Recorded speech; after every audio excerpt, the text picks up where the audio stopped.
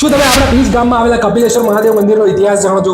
જો તમે ના જાણતા હો તો આ વિડીયો પૂરો જોઈ લેજો. આ શિવાલયની સ્થાપના 1313 માં થઈ હતી, એટલે માની શકીએ કે આશરે 1700 વર્ષ પહેલા આ શિવાલયની સ્થાપના થઈ હતી. આ સ્થાન પહેલા હિડિંબા વન તરીકે ઓળખાતું હતું. જો તમે હિડિંબાને ના જાણતા હો તો તમને જણાવી દઉં, હિડિંબા પાંડવ ભીમના પત્ની હતા. આ સ્થાન પર પહેલા કપિલ મુનિનો આશ્રમ હતો અને બાજુમાં નાનું તળાવ હતું અને સાથે સાથે પુલરત્ય ઋષિનો આશ્રમ પણ હતો અને એના પરથી જ આ ગામનું નામ પડ્યું હતું પીજ. એકવાર ધોળકાના રાજા ધંધુપાલ અને તેના ઘોડાને કોડ થયેલો અને તેઓએ આ તળાવમાં વ્યતિપાતે સ્નાન કર્યું અને તેમનો કોડ મટ્યો હતો. ત્યાર પછી તેઓ બીજી વાર બ્રાહ્મણોને લઈને આવ્યા અને ખોદકામ કરતા સ્વયંભૂ શિવલિંગ અને ગાયોની ખરીઓ મળી અને તેથી રાજાએ અહીં સુંદર દેવાલય બંધાવ્યું. કપિલ મુનિનો આશ્રમ હોવાથી આ દેવાલયનું નામ કપિલેશ્વર મહાદેવ આપવામાં આવ્યું. માનવામાં આવે છે કે અલાઉદ્દીન ખિલજીએ પણ આ મંદિરની મૂર્તિઓને બહારથી ખંડિત કરી હતી, પણ સમય જતાં કામ થવાથી તે ઢંકાઈ ગઈ છે. આ વિડીયોમાં એક વ્યતિપાત શબ્દનો ઉપયોગ થયો છે. જો તમે તે શબ્દ વિશે વધારે જાણતા હો તો અમને કમેન્ટમાં જરૂરથી જણાવજો. અને જો આ વિડીયો પસંદ આવ્યો તો લાઈક, કમેન્ટ અને શેર જરૂરથી કરજો અને કોઈ નડિયાદીને ફોલો કરવાનું ના ભૂલતા.